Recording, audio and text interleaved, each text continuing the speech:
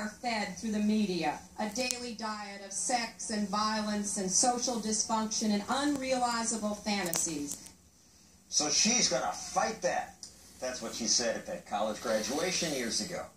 Few people realize that Hillary Clinton has a long record of objecting to free speech. When she was a senator, she sponsored a law that would impose criminal penalties on anyone caught selling a minor a violent video game. That law never passed, and somehow America survived, despite the fact that every minor I know now spends a huge amount of time playing video games that are much more violent. Reason Magazine editor Matt Welch has long been upset about Hillary's hostility to free speech. I mean, of all my complaints about her, that's not one that comes up. It's strange how Hillary Clinton, quite unlike Tipper Gore, has never been tarred with this sort of brush as being a longtime foe of the First Amendment and free speech. Al Gore's wife at the time was trying to ban record lyrics, rap lyrics. Right, and she held this, famous hearings in Capitol Hill in the 1980s about talking about the Filthy 15 songs. Hillary Clinton was working hand in hand with Tipper Gore during that process and beyond, but Hillary Clinton has had much more power, and she has gone against not just pop music, but also the internet, also violent video games, all kinds of ways that she has. It's been a consistent theme of her career, stretching back more than 25 years. In her book, It Takes a Village, she praised Bill Bennett. Not many Democrats are praising former drug czar, former sort of values chieftain Bill Bennett, but she praised him because he helped divest Time Warner from Interscope Records. Back in the day, Interscope Records did a lot of gangster rap, which she, of course, talked about in quotation marks, because gangster rap is filthy and wrong, and we can't have that. So she combines the worst of both of our dominant political tendencies when she talks about the media.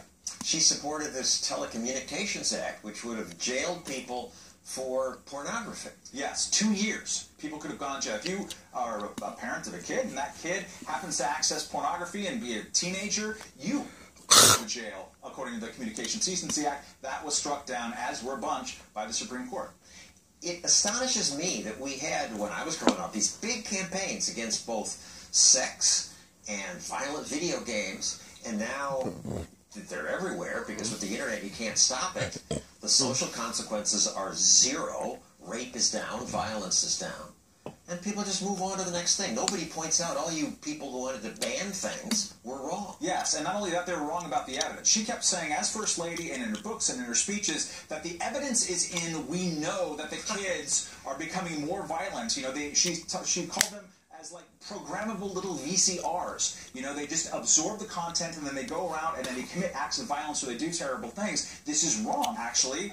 Kids aren't getting more violent. They're getting much less violent over the last 20 years, and she hasn't adjusted or updated her rap at all. Another layer assaulting the free speech. Here's Hillary talking about internet censorship with one of her former employees, who happens now to host the morning show on ABC News. She said, "We have to fight ISIS on the internet."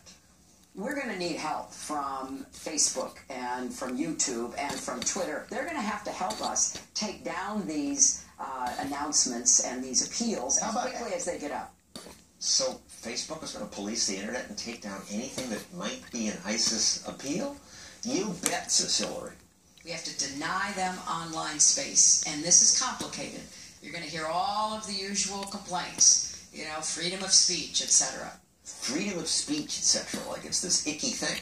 She said that in the same weekend, within like 24 hours of Donald Trump making a similar point, saying that we have to shut down parts of the internet. The media only paid attention to Trump's statement and not to Hillary's. We have a culture right now of free speech in this country that is under attack. And when you have a government in the name of national security in particular, because she's shifted from mass entertainment now, it's now all gone into Facebook, YouTube, and such like. You know, she's, after the Benghazi situation, she blamed that whole thing on a filmmaker in Cerritos. An administration has the most power to infringe upon free speech in areas of national security. So her next theater of war on free speech is precisely the one where she has the most legal latitude. So there we should be very, very worried on issues like encryption, on the open internet, on hate speech as it overlaps with terrorism. That's where she can have a drastic impact on the future of free speech in this country. And the way she puts it, we must not allow this bad thing. People agree with that. Well, sure. I mean, if you make an appeal to, I'm going to make you safer it makes sense. It doesn't make us safer. She wants people to go off of Facebook. I'm married to an investigator. The best place for investigators to find bad guys is on Facebook because they leave tracks. Why would you push them off into some other place? She wants the government to be in charge of encryption, that there's a magical back door that we can get into all devices. As soon as government, which is not very competent, John, has a one thing, that one thing is going to come under attack by Chinese hackers and God knows who else. So her actual measures that she wants to adopt in the name of infringing free speech and keeping us safe will not make us safer, in addition to making us less free. Thank you, Matt Welch. Reason Magazine. Coming up, some good things about Hillary. There are some. And also, my lunch with Hillary. Yes, that really happened. We argued for half an hour. Then she shut me down.